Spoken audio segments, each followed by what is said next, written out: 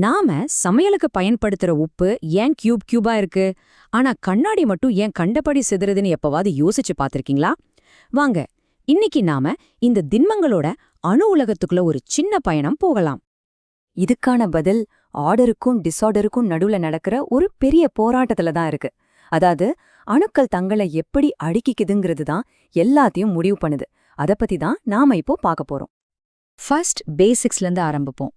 ஒரு பொருளை எது சாலிடா, அதாவது திண்மமா மாத்துது? ஒரு மியூசிக் கான்சர்ட்ல ரொம்ப கூட்டமா நிக்கிற மாதிரி அதோட அணுக்கள் எல்லாம் ரொம்ப டைட்டா பேக் ஆகி இருக்கிறத யோசிச்சு பாருங்க. அந்த கூட்டத்துல உங்களால ஓட முடியுமா? முடியாது இல்லையா? மிஞ்சி போனா நின்ன இடத்திலேயே லைட்டா ஆடலாம்.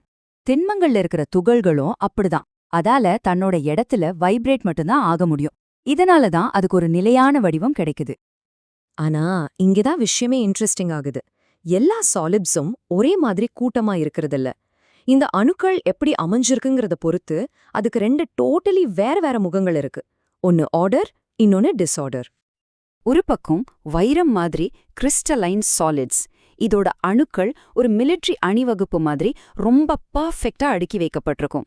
இன்னொரு பக்கம் கண்ணாலி மாதிரி அமார்ஃபஸ் சாலிட்ஸ். இதோட அணுக்கள் எந்த ஒரு அமைப்பும் இல்லாம அங்கங்க செதறி கிடக்கும். இந்த ஒரே ஒரு வித்தியாசம்தான் அதோட எல்லா குணத்தையும் மாத்துது. ஒரு கிறிஸ்டலைன் சாலிட ஒரு திறமையான கொத்தனார் கட்டின செங்கல் சுவர் மாதிரி கற்பனை பண்ணி பாருங்க. ஒவ்வொரு செங்கலும் அதுக்குன்னு இருக்கிற இடத்துல கச்சிதமா பொருந்தி ஒரு ரொம்ப வலுவான கணிக்கக்கூடிய கட்டமைப்பை உருவாக்குது. ஒரு அமார்ஃபஸ் சாலிட்ங்கிறது ஒரு குப்பை குவியல் மாதிரி. எல்லா செங்கற்களும் அங்கதான் இருக்கு, ஆனா ஒரு லாங் ரேஞ்ச் பேட்டர்ன் எதுவும் இல்லாம சும்மா ஒன்னா கொட்டி வைக்கப்பட்டிருக்கு. சரி, இப்போ அந்த பெர்ஃபெக்டான ஆர்டர் உலகத்துக்குள்ள இன்னும் கொஞ்சம் டீப்பா போவோம். அந்த அணுக்களை ஒன்னா புடிச்சு வைக்கிற விசைகளை பொறுத்து 4 தனித்துவமான குடும்பங்கள் அல்லது வகைகள் இருக்கு. ஒவ்வொன்னுக்கும் அதுக்குன்னு ஒரு கேரக்டர் இருக்கு. முதல்ல அயனிக் சாலிட்ஸ். இதுல பாசிட்டிவ், நெகட்டிவ் சார்ஜ் இருக்கிற அயனிகளை ஒரு காந்தத்தோட நார்த் அண்ட் சவுத் போல்ஸ் மாதிரி ஒரு சக்தி வாய்ந்த எலக்ட்ரோஸ்டாட்டிக் விசை ஒன்னா பிடிச்சு வைக்குது. நம்ம சமையல் உப்பு இதுக்கு ஒரு சூப்பர் உதாரணம். இந்த பாண்ட் ரொம்ப ஸ்ட்ராங், ஆனா கொஞ்சம் கூட ஃப்ளெக்சிபிள் கிடையாது. நீங்க அதை ஒரு சுத்தியால தட்டுனீங்கன்னா அந்த பர்ஃபெக்டான லேயர்ஸ் லேசா நகரும். அப்போ ஒரே மாதிரி சார்ஜ் இருக்கிற அயனிகள் பக்கத்துல பக்கத்துல வந்து ஒன்னு பயங்கரமா விளக்கும். அதனாலதான் அந்த கிறிஸ்டல் டக்குன்னு நொறுங்கிடுது. அடுத்து சாலிட்ஸோட டைட்டன்ஸ், கோவேலன்ட் நெட்வொர்க் சாலிட்ஸ்.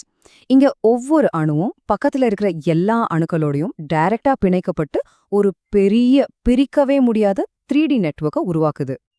டைமண்டை யோசிச்சு பாருங்க. அது நமக்கு தெரிஞ்சதுலயே ரொம்ப ஹார்டான மெட்டீரியல்ஸ்ல ஒன்னு. அதுக்கு காரணம் இந்த மாபெரும் பிணைப்பு வலைப்பின்னல் தான். நம்மளோட 3வது குடும்பம் மாலிகுலர் சாலிட்ஸ்.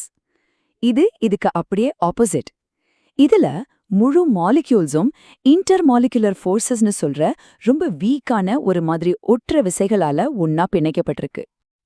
இதனால தான் டைமண்ட் கூட கம்பேர் பண்ணும்போது ஐஸ் கட்டி ரொம்ப ஈஸியா உருகுது. தண்ணி மாலிக்யூல்ஸ ஒன்னா புடிச்சு வைக்கிற அந்த பாண்ட்ஸ் ரொம்ப ரொம்ப வீக். கடைசியா மெட்டல்ஸ். இதோட அமைப்பு மத்ததை விட டோட்டலா வேற மாதிரி. இதுங்க தன்னோட அவுட்டர் எலக்ட்ரான்ஸை ஷேர் பண்ணிக்குது, ஆனா அது ஒரு வித்தியாசமான ஸ்டைல்ல. மெட்டல் ஆட்டம்ஸ் எல்லாம் ஒரு எலக்ட்ரான் கடல்ல மிதக்கிற மாதிரி யோசிச்சு பாருங்க. இந்த எலக்ட்ரான்ஸ் எந்த ஒரு குறிப்பிட்ட அணுவுக்கும் சொந்தம் கிடையாது. அதுங்க ஃப்ரீயா அந்த கடல் முழுக்க சுத்தி வரும். இதுதான் கரண்ட்டை ஈஸியா கடத்த உதவுது. அப்புறம் அணுக்கள் உடையாம ஒன்னு மேல ஒன்னு சறுக்கி போகவும் உதவுது. இதனாலதான் நம்மால மெட்டல்ஸை வளைக்க முடியுது. ஓகே, இந்த பர்ஃபெக்டான கிறிஸ்டல் அமைப்புகள் எல்லாம் உண்மையில எப்படி உருவாகுது? ஒரு பெரிய பில்டிங் ஒரு சின்ன ப்ளூ பிரிண்ட்ல இருந்து ஆரம்பிக்கிற மாதிரி ஒவ்வொரு கிறிஸ்டலும் ஒரு ரொம்ப சின்ன திரும்ப திரும்ப வர்ற ஒரு யூனிட்ல இருந்து தான் ஆரம்பிக்குது. அதுக்கு பேரு தான் ஒருங்கணு அல்லது யூனிட் செல். இது ஒரு லேகோ செங்கல் மாதிரி. இந்த ஒரே ஒரு செங்கலை 3Dல திரும்ப திரும்ப அடிக்கிட்டே போனா ஒரு முழு கிறிஸ்டல் அமைப்பே உருவாகிடும். கியூபிக் கிறிஸ்டல்ஸ்ல 3 முக்கியமான வகைகள் இருக்கு. அணுக்கள் எங்க இருக்குங்கிறத பொறுத்து இது மாறும். சிம்பிள் கியூபிக்ல மூலைகள்ல மட்டும் இருக்கும்.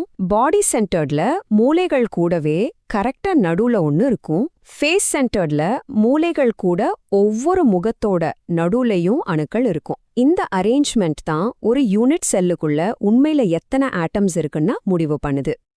இந்த அமைப்பு எப்படின்னா, ஒரு பாக்ஸ்ல எவ்வளோ பாலை நீங்க ஃபில் பண்ண முடியுங்கிற மாதிரி தான். இதுல எஃப்சிசி அமைப்பு 74% இடத்தை நிரப்பி கோளங்களை அடுக்கறதுக்கு ரொம்ப திறமையான ஒரு வழி. பழக்கடையில ஆரஞ்சு பழங்களை அழகா அடுக்கி வச்சிருப்பாங்க இல்லையா, அது பெரும்பாலும் இந்த எஃப்சிசி அமைப்புல தான் இருக்கும். ஓகே, அப்போ நம்ம கிட்ட இந்த பெர்ஃபெக்ட்டான திரும்ப திரும்ப வர்ற அமைப்புகளோட உலகம் இருக்கு. ஆனா ரியாலிட்டியில எதுவுமே எப்பவும் 100% பெர்ஃபெக்ட்டா இருக்காது. ரியல் வேர்ல்ட் கிறிஸ்டல்ஸ்ல எப்பவுமே டிஃபெக்ட்ஸ், அதாவது சின்ன சின்ன குறைகள் இருக்கும். ஒரு அணு மிஸ் ஆகலாம், இல்லனா தப்பான இடத்துல ஒரு எக்ஸ்ட்ரா அணு இருக்கலாம். ஆனா இன்ட்ரெஸ்டிங்கான விஷயம் என்னன்னா, இந்த குறைகள் வெறும் தப்பில்ல, பல மெட்டீரியல்ஸோட முக்கியமான குணங்களுக்கு இந்த குறைகள் தான் காரணம். கண்ணுக்கே தெரியாத இந்த உலகத்தை சயின்டிஸ்ட்ஸ் எப்படி பார்க்கறாங்க? அவங்க எக்ஸ்ரேஸ ஒரு கிறிஸ்டல் மேல அனுப்புவாங்க.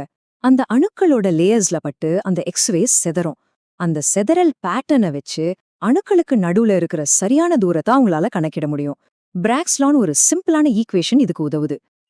இது நம்மள ஒரு கடைசி கேள்விக்கு கொண்டு வருது. ரொம்ப பர்ஃபெக்டான கிறிஸ்டல்ஸ்ல கூட குறைகள் இருக்குன்னா, அப்போ இந்த இயற்கை உலகத்துல முழுமை, அதாவது பர்ஃபெக்ஷன்னா என்ன? ஒருவேளை பொருட்களோட வலிமையும் அழகும் அதோட கச்சிதமான அமைப்புல மட்டும் இல்லாம அந்த சின்ன சின்ன தனித்துவமான குறைபாடுகள்லயும் தான் மறைஞ்சிருக்கும்? யோசிச்சு பாருங்க.